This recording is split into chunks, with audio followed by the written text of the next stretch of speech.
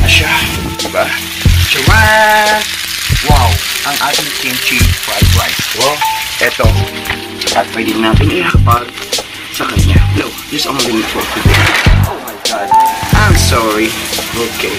Ako lang kasi medyo madulas siya. But it's okay. This one is, I think it's really good. And then, pwede na tayong kumain. Yes, wow. It's really good. Wow. I-fry ko pa siyang na medyo like the 2 more minutes. Wow, wow. Finally, it's already done. Just all I do is the plating. Yes, the plating is ang ating presentation. Alright. Oh my God, it's really good. It smells parang ulam na kimchi fried rice po tayo for today. Siyempre na minsan, nag-gravy ka rin. Nag-gravy din ako ng like Korean food or any kind of food. And then, alright, this one. And I'm gonna put the egg. Wow. It's only like a 1 egg in here. Dito yung isa. And habang pinapakita ko sa inyo, and of course the presentation, ito ay kimchi fried rice. And then I'm gonna put a little bit like sesame seeds. Para special naman siya, kimchi fried rice. So mga Jolly Cats, kain na tayo. And well, dito ko kain sa kantero. Diba? It's really good. Especially the egg. Wow. It's really so yummy. Napakasarap. Tamang-tama sa pata. Yes, mga Jolly Cats, welcome back. Welcome back, andito na tayo. Ang inyong breadwinner, welcome po sa aking maliit na kusina. And of course, my kusina is super liit, but puno naman ng pagmamahal. Today is meron akong kimchi, so ito naman, magluluto na naman ako. I love this one, make a big shout out to YouTube. And I have a little bit like a kimchi in here, and of course, na tayo patupig-tupig pa. We're gonna start because I'm hungry. I'm gonna cook the syempre, uy. Because I used to old school gathering, but it's alright. So today is, I bought the cooking oil, fresh from the ocean deep, no, fresh from the farm.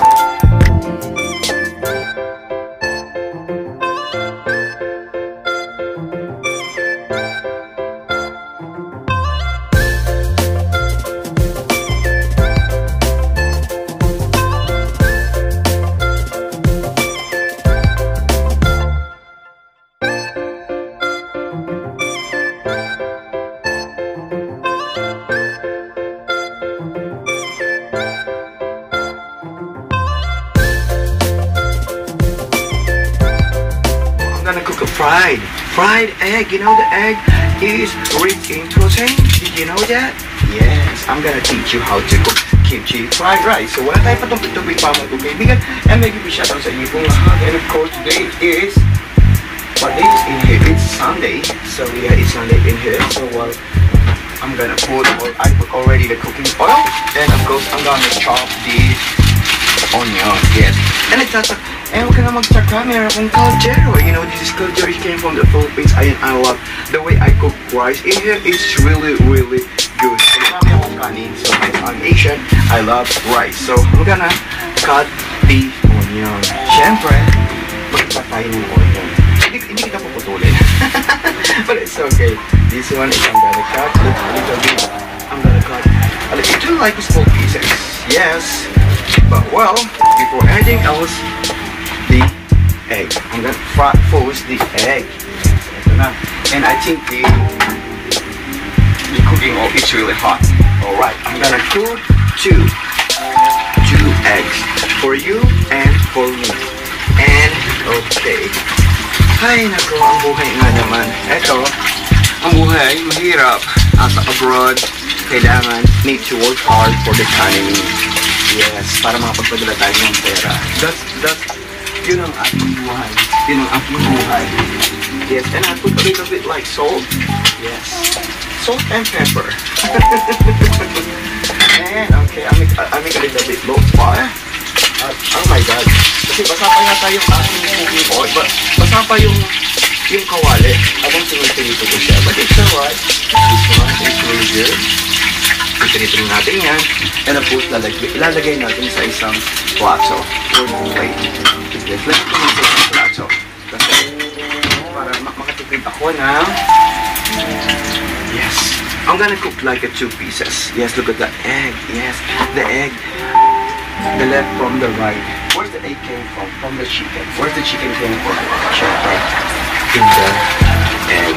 Alright, this one is, well, I'm cutting this one. Kailangan natin ng magic syrup. So this all I'm gonna do is, I think, I wanna cook 3. Maybe 3 pieces. 3 pieces of egg. Yes, tatlong itlog na. Ang aking, what? Ang aking lulutuin para I love you. Yes. Sen, kumusta ka bilang sa OFW? Alam mo ba, pag nag-work in overseas, you need to be ready in a lot of things, in blended things, and of course, sometimes when you talk, and of course, the honesty is too much. And of course, one more, I put a little bit like a salt, and I'm gonna put this one on the top. Itatasin ko siya sa aking fried rice. That's it. Alright, here you go. And we're gonna start to put the onion.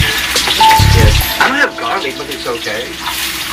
And I have a piece of meat here. So yesterday nagluto ako kinamatang baboy. So today is fried rice, diba? Ikakat ko lang siya. Yes, like into small pieces. Like parang love. But just love so many sponsored things. Diba? Like sometimes when we talk, ika nga, the honesty is too much. Drinking ka sa hope. Ojo kaluguran da ka. Dahil sobra-sobra. Isa na lang yung mata. Siyempre, ito. Asa ko chest tayo. So, and then, I'm gonna put in here. Alright. At ang ating kimchi. But anyway, alright. I'll make a little bit like a high five. Medyo mainit-init ang parang kaibigan. Oh my God, and I'm gonna show you. Right in here, ginigisa ko na siya. Ang ating meat. And of course, ang ating sibuyas. So just all I'm gonna do is, I'm gonna cut the... Yes. I'm gonna cut the... Oh, right, here you go. And of course, I'm gonna put the... What you call that? Itong kimchi natin. Kimchi is really like simple hot food cooking, you know. You know what, the kimchi is very healthy food, healthy vegetables. Alright, and then I'm gonna cut into like small pieces.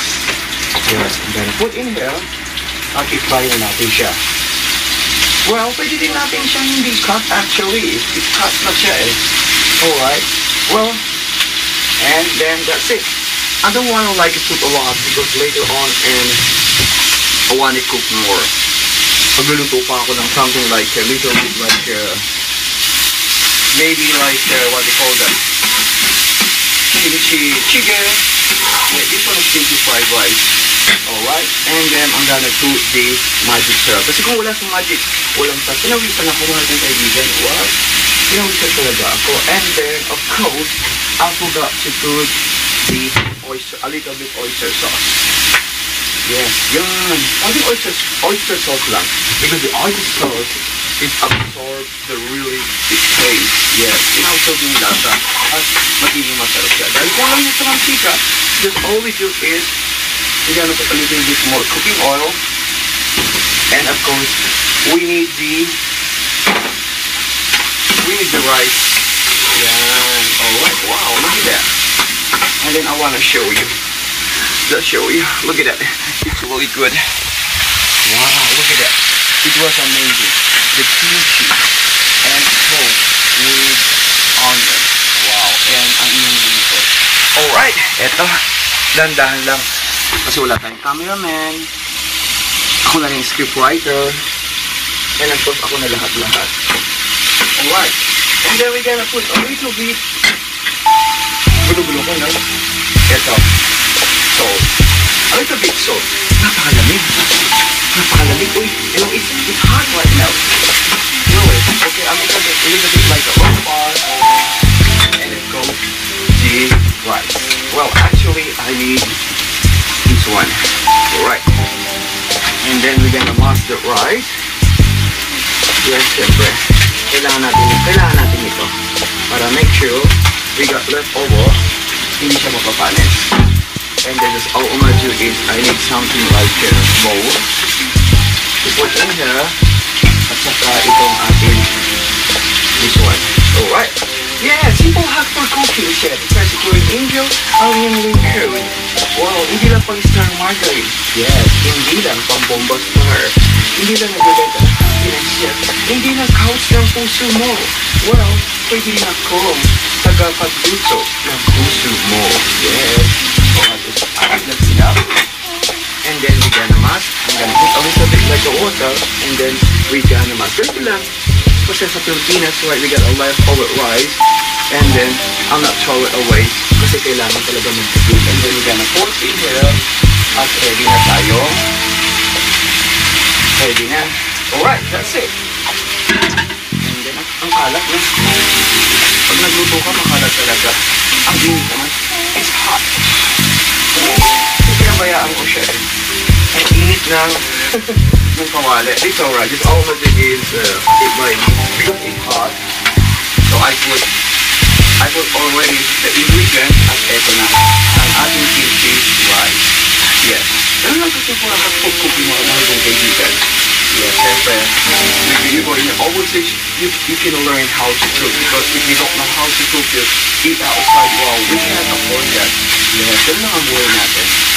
Well, eto. Uy, amoy pa lang ulam na. Ay. Oh my gosh, it's really good. Siyempre, ang yung likod. Ay, wow. It's so yummy. And then, I'm gonna show you like simple for cooking. Well, naluluto na siya. Diba? Charan! Wow! Ang ating kimchi fried rice. Well, eto. At pwede natin ihapag sa kanya. No, just only me for today. Oh my God. I'm sorry. Okay. Ako lang kasi, medyo madulas siya. But it's okay. This one is, I think it's really good. And then, pwede na tayong kumain. Yes, wow. It's really good. Wow. I-fry ko pa siya na medyo like the 2 more minutes. Wow. Finally, it's already done. Just all I'm gonna do is the plating. Yes, the plating is ang ating presentation. Alright. Oh my God, it's really good. It smells parang ulam na kimchi fried rice po tayo for today. Siyempre na minsan, nag-gravy ka rin. Nag-gravy din ako ng like a Korean food or any kind of food. And then, alright, this one. And I'm gonna put the egg. Wow. There's only like a 1 egg in here. Dito yung isa. And habang pinapakita ko sa inyo, and of course the presentation, ito ay kimchi fried rice. And then I'm gonna put a little bit like sesame seeds. Para special naman siya, kimchi fried rice. So mga Jolly Cats, kain na tayo. And well, dito ko kain sa kantero. Diba? It's really good. Especially the egg. Wow. It's really so yummy. Napakasarap. Tamang-tama sa panlasa mo, sa panlasang Pilipino. Siyempre, ako nagpapasalamat sa'yo. Andyan ka, andun siya. And of course, andito ako. The kimchi fried rice for today. Yes, DJ. So yummy. And so, so delicious. Ang init, no? Napaka-init sa summertime, but it's okay. Thanks so much mga Java guys, and this is your good and never to share my story ang ating pagluluto, the cooking show.